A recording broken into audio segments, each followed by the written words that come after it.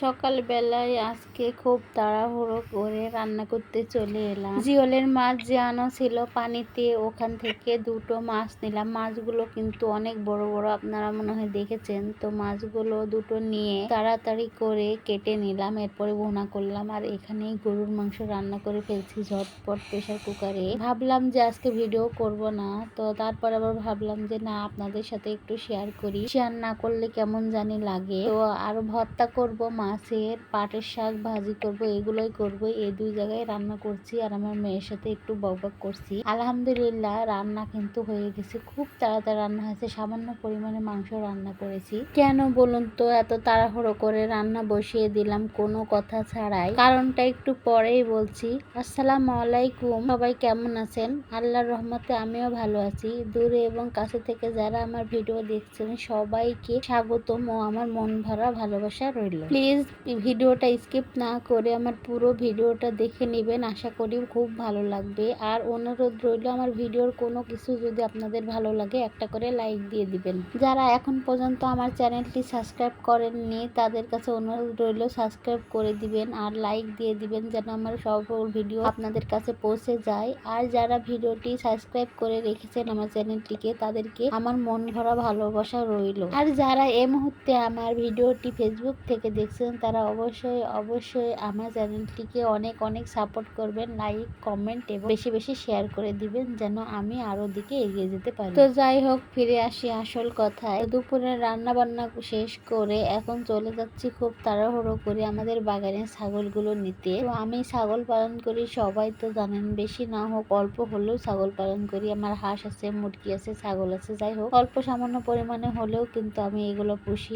একদম খালি হাতে থাকি না, গ্রামের মানুষ বলে কথা। খুব সকালবেলায় আমাদের বাগানের মধ্যে আমার খাসি 3টা পুঁতে রেখে গেছিলাম, দড়ি গলায় বেঁধে খোঁটা দিয়ে পুঁতে রাখছিলাম যেন চলে যেতে না পারে কোথাও। তো এখন দুপুর বেলা প্রায় 12:30 কিংবা মানে 12:30 এরকমই হবে। তো এখন তো রোদ্রের অনেক তাপ, তো ভাবলাম যে খুব গোসলের আগে গিয়ে ছাগলগুলো নিয়ে এসে গোয়ালে বেঁধে একটু খেতে দিই। খুব তাড়াহুড়ো করেই চলে গেলাম। ওই যে দেখতে পাচ্ছেন আমার ছাগলগুলো কিন্তু খাচ্ছে। আলহামদুলিল্লাহ ছাগলগুলো নিয়ে চলে আসলাম। এখন ছাগলগুলোতে ভাত, গুঁড়ো, ভুসি এইগুলো মেখে খাওয়াচ্ছি। এইগুলা মানে 2টা আদি ভাগ থেকে পেলাম, ছোট ছোট খাসি। আর ওই ছাগলটা ওটা অনেক আগে পেয়েছিলাম, এবার কোরবানিতে ওটা বিক্রি করে দেবো ভাবছি। ছাগলটা এতদিন ধরে পুষছি, তাও এটার কোনো পরিবর্তন নাই। তো এবার যাই দাম হোক বিক্রি করে দিব।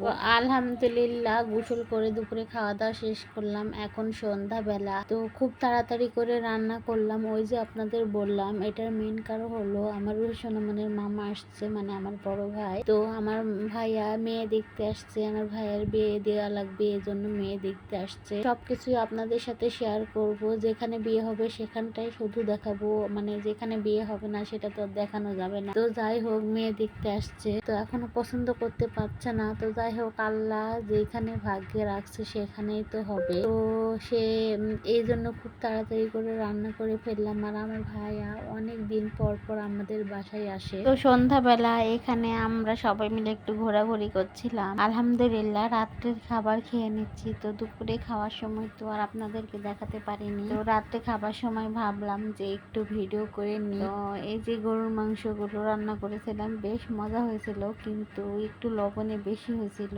মানে আমরা তো একটু লবণ কম খাই, লবণ একটু বেশি মনে হচ্ছিল, টেস্টটা যেন একটু নষ্ট হয়ে গেছে। তো যাই হোক, ভাতের সাথে তেমন একটা লবণে যাওয়া রাখছিল না, কিন্তু জিওলের মাছের তরকারিটা এত পরিমাণ মজা হয়েছিল আপনাদের কি বলবো। জিওলের মাছ তো এমনিতেই অনেক মজা, তারপরে আবার টাটকা টাটকা মাছ, খুব ভালো লাগলো খেতে। আর এটাতে ঝাল লবণ একদম পারফেক্ট হয়েছিল। তো দেখেন এইদিকে আমার মেয়েটা কি করছে। আপনাদের কার কার মেয়েরা এরকম করে অবশ্যই কমেন্টে জানাবেন। আমার মেয়েটা তো খেতে দিলে দুষ্টামি, মানে সব কিছুতে তার শুধু সে এত পরিমাণ দুষ্টামি করে।